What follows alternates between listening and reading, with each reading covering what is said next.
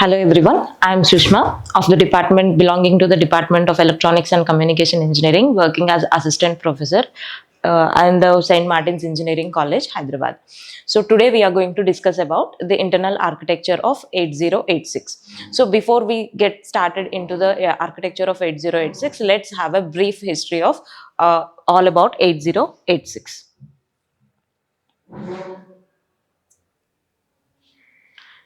So 8086 was basically designed by Intel corporations. So 80 before 8086 there was 8085. Before 8085 there are also previous versions, but Intel took its baby steps in a commercially successful manner right from 8085. After that it has 8086. It is a commercially successful processor. After 8086 it developed 80186, 286, 386, 486 and so on, and a benchmark processor came into existence after 586. This 586 is a Pentium processor. The 586 is a Pentium processor. So since this existed before, all these processors were just for computing. That means it will do only the arithmetic operations or logical operations. But after introducing 586, the Pentium came into existence. That means it brought multimedia. That means previously the boring stuff of computing now took entertainment into its path. So multimedia came into existence after 586 has brought. Now we will see the architecture of 8086, which was a commercially successful processor were designed by Intel.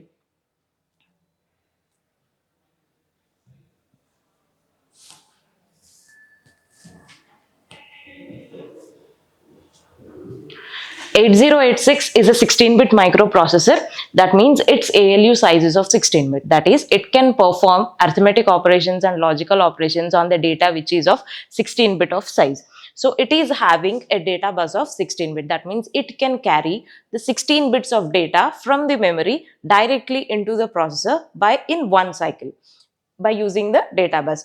And we have an address bus size of 20 bits.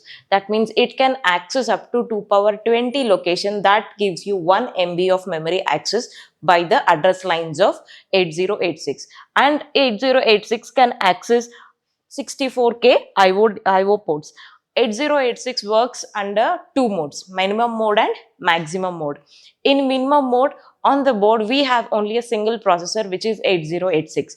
In maximum mode, 8086 works with some other processors like math processor. That means in maximum mode we just don't have 8086, but also we have some other processor as a supporting processor on the board. It comes with a 40-pin DIP. So this is the internal architecture inside the 8086. These are the parts involved.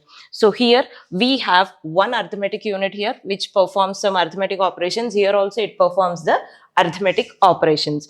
So this arithmetic operation is for a different purpose. This arithmetic operation is for a different purpose. Here we have a 6-byte instruction queue to hold the instructions which are brought from the memory, and we have control systems. It generates the control signals and gives it to all the devices that are present here. Here the decoding of the instruction takes place. After decoding of the instruction, we will give it to the arithmetic and logical unit to do the processing, to do the required thing that is mentioned in the instruction. Later results are generated depending upon the instruction. The results can be again given back to the registers or can affect the flags or given directly. So these are the segment registers. 8086 works with a segmented memory. 8086 works with a segmented memory, and it is having 4 segments like extra segment, code segment, stack segment and data segment in the memory. And these are the register set, general purpose register set that are available for the programmer to work with the 8086 programming. And these are the pointers for storing the offset addresses. This is the internal architecture looks like. These are the buses that are involved in transferring the data from the memory to the devices, also from the devices to the memory. These are the buses. And also to perform an internal communication between these, the buses are involved. So in the architecture is clearly divided into two parts. First part is the execution unit. That means, see, this part we call it the execution unit, and the upper part we call it bus interface unit. Here the bus interface unit carries, fetches, keeps the instruction in the queue and performs the pipeline operations. So here this section is responsible for getting the data from the memory, we call that as fetching, and keep it in the queue and do the pipeline operation. So this is performed in bus interfacing unit. And the next part is execution unit. The decoded instruction, that we call it as opcode, is given to the control system, and it decodes what is the code present in the opcode, and it gives that to the arithmetic unit to do the required operation. Now the arithmetic unit does either the arithmetic operation or the logical operation depending upon the instruction given, and gives out the result. So this is the arithmetic unit where the physical address calculation is done. That means we need to fetch something from the memory. That means we need to have the address of that instruction. That address is calculated here with the help of these segment registers as well as the offset registers. So in the execution unit, the main element here is the control system, which gives the control signals and performs the decoding operations. So the control signals are given to almost all the blocks of this architecture. So the decoded instruction is given to the arithmetic unit. The decoded instruction is given to the arithmetic unit, and the arithmetic unit generates the results. This is what we call it as execution. So here we decode and execute. In BIU, we fetch and do the pipeline. Here we decode and execute the instruction. So the main elements involved in execution of any instruction is the set of general purpose registers that are available, which are called AX, BX, CX and DX. These are individually 16-bit registers. AX is a 16-bit register, can also be act as individual 2 8-bit individual registers like AH and AL. And BX is a 16-bit registers, and its 2 8-bit registers are BL and BH. In AX, suppose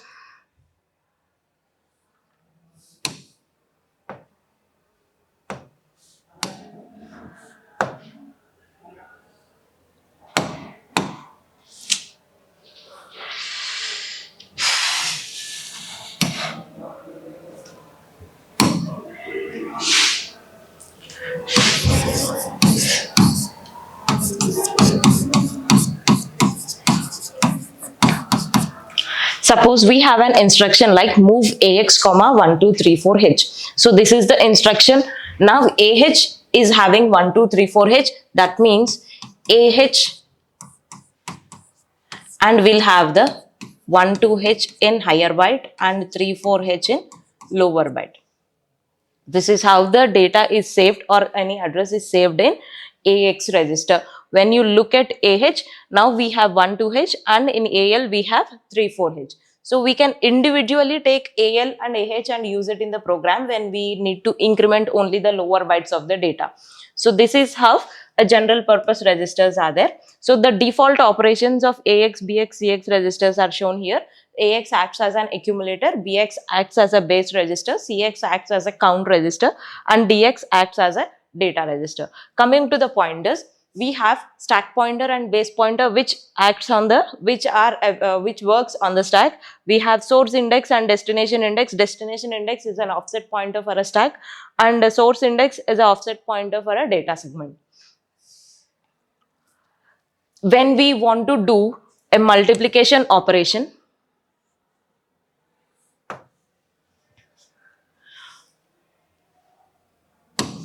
let's say we want to do a multiplication operation of 16 by 16 length.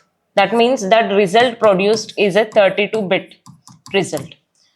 So when we are doing a multiplication operation of 16-bit and 16-bit, we get a result of 32-bit. So this result is saved in such a way that AX can accommodate only a 16-bit. So when we want the 32-bit result to be saved in the accumulator, along with AX, we use DX. The higher byte of the word is saved in DX and the lower byte of the result is saved in AX. So altogether, DX and AX acts like a 32-bit accumulator. AX individually acts like a 16-bit accumulator. AL acts as a 8-bit accumulator.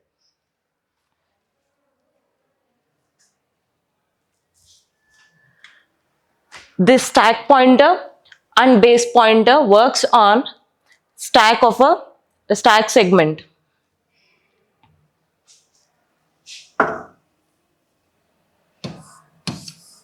Suppose this is the stack segment available. So we have stack pointer as well as base pointer.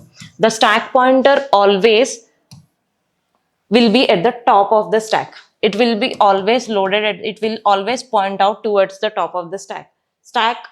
And the base pointer, we can access the entire segment by using the base pointer, where the stack pointer is fixated, or it will be only incremented and it always shows at the top of the stack.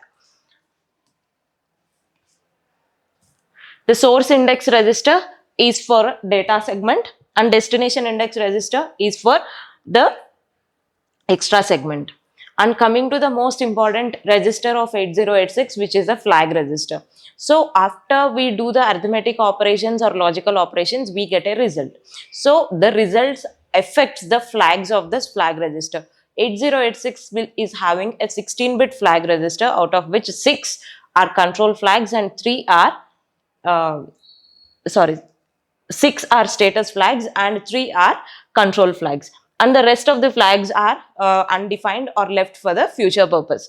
So in 8086, all the 16 out of all the 16 flags, we use only the 6 plus 3. Total 9 flags will be used. Out of these, 6 are called status flag. That means we generated the result just by looking at the status of the flag register. We can come to a conclusion that whether I have generated a negative result, positive result, or a 0, or a parity which is having an even parity or odd parity, or a negative number or a positive number. Like that, we can come to a conclusion what kind of result is generated just by looking at these status flags.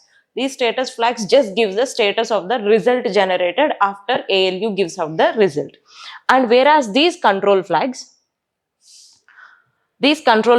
are used for changing the flow of operation, whereas a trap flag, if we enable the trap flag, that means we can enable single stepping so that we can debug the program. And whereas if IF is enabled, interrupt flag is enabled, we have an option to disable or enable the INTR interrupts. We can enable or disable just by making IF flag is equal to 0 or 1. Whereas the direction flags, if by just in the direction flags, whether we can change the flow of direction of the program from the destination index to the source index registers. So these are the carry flags. When there is a carry coming out of the result, the carry flag will be set to 1. Parity flag, if the number of ones are odd, then parity flag is equal to 0. If the number of ones in the result is even, then the parity flag is set to 1. Auxiliary carry flag, that means when the carry is propagated from the lower nibble to the higher nibble, we have a auxiliary carry flag. 0 flag, if we generated 0 result, then the 0 flag will be 1, else the 0 flag will be 0. Sign flag, if we generate a positive number, we have a sign flag is equal to 0. If we generate a negative number, we have the sign flag is equal to 1. Overflow flag suggests that the result generated exceeded the limit of the number range. For example, let's take an example to understand this. I am taking a 8-bit operation for using a signed number system. So in 8-bit operation using signed number system, the maximum number, the maximum positive number I can have is 7fh. So if I try to increment this or add 0, 1 to h, I will get 80H as the result. It exceeded the limit. So it exceeded the limit. The maximum limit I can have for a positive number is 7FH. If I am still doing an addition, I am generating a result of 80H. Now let's see how the flags are affected by the result. Let's elaborate this first. 7FH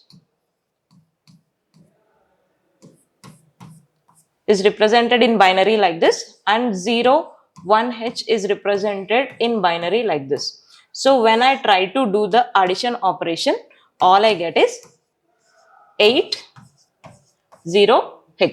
So in 80H, the MSB is 1. Since the MSB is 1, I have a sign flag assigned with 1. So if I have a sign flag is equal to 1, that means the result generated is negative. But see here, we are having only two positive numbers. When we are trying to add two positive numbers, how can we get a negative number? So we need to look at another flag also. That flag is called overflow flag. If overflow flag is 1, that means that suggests that the result exceeded its range. So the result exceeded its range. So the sign flag, whatever the sign flag is carrying, is not actually the sign, but it is representing the extra digit carried by it. So so we can conclude that the result is positive when overflow flag is 1 as well as the sign flag is 1. Since we are having an auxiliary carry from this part to this part, so auxiliary carry flag will be 1. Auxiliary carry flag will be 1. Since the result generated is not 0, so 0 flag is 0. Since there is a no carry, carry flag is also 0. Since we have generated an odd parity, the parity flag is 0. This is how we discuss the statuses of the flags. So next, coming to the part of bus interfacing unit. In the bus interfacing unit, the main block involved is the 6-byte prefetch queue. And the next part is the segment registers and instruction pointer. And this important block is address calculation block. So coming to the 6-byte instruction queue, in 8086, the largest instruction we have is of 6 byte. So we have designed a queue which can fit the largest instruction of 8086. So the queue length is of 6 byte. So coming to this queue, we take the data and put it in the queue. We take the instruction. So from the memory interfacing unit, we take the data and put it in the queue. Queue works with the principle of first in, first out. Whatever the instruction comes first, that will be given to the execution unit first. So once the queue is full, it stops fetching. Once the queue is empty for at least 2 bytes, then it will start fetching the data and fills the queue. So why we have to put the data in the queue is to perform the pipeline operation. Let's talk about the pipeline operation within few minutes. Meanwhile, we just discuss this. Address calculation. So we have written an instruction in a program that is saved in the memory in the forms of zeros and ones, or we call it as opcode. So in the memory, all we have is an opcode of that particular instruction. So now when we want to get that opcode, all I need is address of that instruction in the memory. So here we calculate the address of that instruction with the help of these register, get that instruction and keep it in the queue. So coming to the pipeline operation. So in the pipeline, we have a 3-stage pipeline, 2-stage pipeline, or a 5-stage pipeline. ARM supports some 7-stage, 5-stage pipelines also. In the pipelining, what we do is generally when we execute something, an instruction contains 3 phases. Instruction execution contains 3 phases: instruction fetch, instruction decode, instruction execute. So any instruction follows these 3 phases. In instruction fetch, we take the data from the memory and keep it in the register. In instruction decode, we take that opcode and we will analyze or understand what is the operation to be done on that instruction. In execute, we give it to the ALU and generate the results. These are the phases. So in one clock cycle, we fetch, and in the other clock cycle, we decode, and in the other clock cycle, we execute. So strictly speaking, when we are executing, The data bus and address bus are free. Only the ALU is working. So in order to avoid that, what we are doing is we are introducing a concept of pipeline. So when CPU or ALU is executing, I fetch and decode the instruction. I fetch the instructions and keep it in a queue, and all I do is decode and execute. So in one clock cycle, I will be decoding and executing, and in the same overlapping clock cycle, I will be fetching the next instructions that are present in the memory and put that in the queue. The main drawback of this is when we encounter branch or looping instructions, the queue system fails because we prefetch the data, and suppose the data to be executed, the instruction to be executed is having a branch that needs to be taken to some other address in the memory. Whatever the things that I have prefetched and kept in this will be wasted. So the pipeline operation fails for branching. So by using pipeline, we can increase the speed of the processor.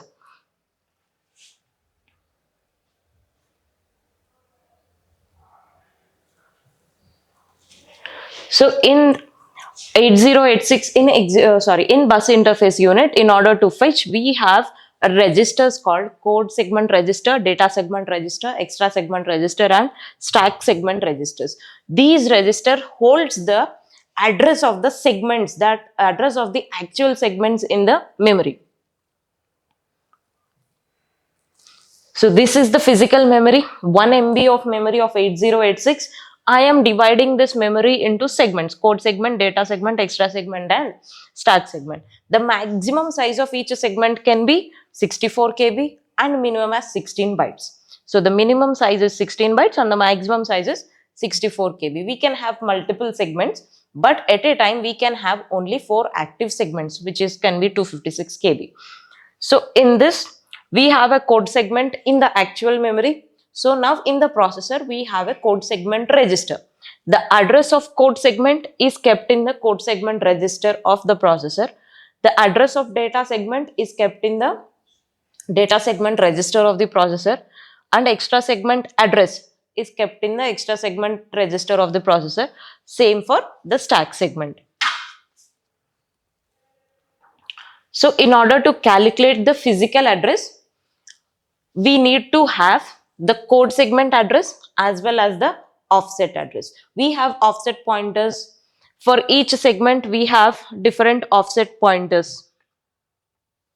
For code segment, we have an offset pointer of instruction pointer. For data segment, it is source index. For extra segment, it is destination index. And for stack segment, it is SP and BP, stack pointer and base pointer. So how we calculate the address is, we take the segment address into 10H and the offset register. We try to add these two and we form a 20-bit physical address. So segment register into 10H plus offset value gives us the physical address. Let's try to do this by taking an example.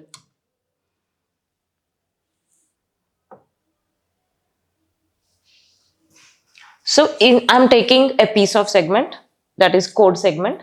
In the code segment, we have an offset pointer of IP. So in the code segment, I have instructions and programs here 30001, 30002 and so on. Now the instruction to be fetched is in 3124 location. Now I want to fetch this and keep it in the queue. In order to fetch this instruction, I need to calculate the physical address. So in order to calculate the physical address, first I need to take the segment address. The segment address is 3000 and the offset address. From here to here, the distance we call it as offset. So here the offset address is 3124. So according to the formula, I have segment address into 10H. I get this plus the offset address. The offset address is 3124. So total we get 33124H, a 20-bit address. So the 20-bit address is generated and we take this We go to that location, we load the address bus with this address, and we make the data bus to take the data present in this location and put it in the instruction queue. So this is called physical address calculation. So in the after physical address calculation is done, the data is kept in the instruction queue. Kept in the instruction queue. After the data is kept in the instruction queue, we decode. We go to the execution unit. So in the execution unit, we decode the instruction as well as we execute the instruction by giving the decoded opcode into the ALU. So let's understand this internal architecture just by with the help of a video animation here.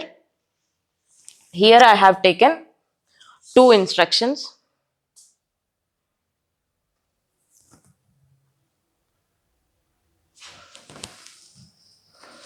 Here I have taken two instructions, move AL comma 7H and add AL comma 05H. Let's see how the architecture, the BIU and the execution unit works. So in move AL comma AH, now what we do is we put this in 7H into AL register and add AL comma 05H is an instruction that is stored in the memory. We try to calculate its physical address. We try to calculate its physical address by using the bus interface unit buses and as well as the segment registers with the offset pointers available here. Since add AL comma 05H, 05H is an immediate value, it cannot have an opcode. Immediate values will never have an opcode. So opcode add AL comma AH will have an opcode. Now we keep the opcode into the first part of our queue. After that, we will give it to the decoding unit. So now this decoding unit understands we need to add because we got the opcode related to add AL. So AL, we have an opcode related to add AL comma 05H. So 05H will never have an opcode. All we have is opcode related to add AL. So now we will check for 7H, and meanwhile 05H is an immediate value. We will not give that 05H in control unit. Instead, we take from this path and keep it in the ALU. So now from ALU, we have this 7H and we take the 7H into the ALU. After decoding, this 7H is brought back to the ALU. Now ALU performs the arithmetic operation on both 05H and 07H and generates the result, and the result is given back to the AL register here because the instruction says move AL, add AL comma 05H. The result is saved and it affects the flags. So this is how the architecture of 8086 works.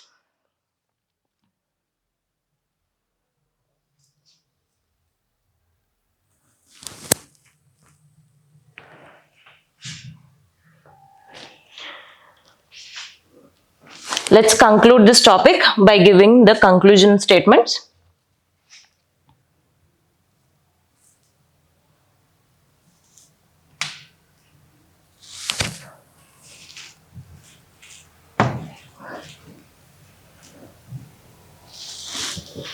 Just have a conclusion here. See, the architecture of 8086 is entirely divided into two parts, bus interface unit and execution unit. In bus interfacing unit, we have the pipeline architecture. We have the pipeline based on the queue instructions. We do the pipelining operations. We prefetch the instructions and put it in the queue, and we generate the actually fetch the instruction by using these registers and always as well as the offset pointers available. We generate the physical address. So from physical address we fetch and keep it in the instruction queue, and we do the pipelining operation here. So one arithmetic unit is always busy in calculating the physical address and putting the instructions in the queue. So after that, after we enter into the execution unit with the help of the general purpose registers, we and the control signals and the decoder unit, we decode the opcode and give it to the ALU. ALU then generates the results and saves back in the registers and as well as affects the flags.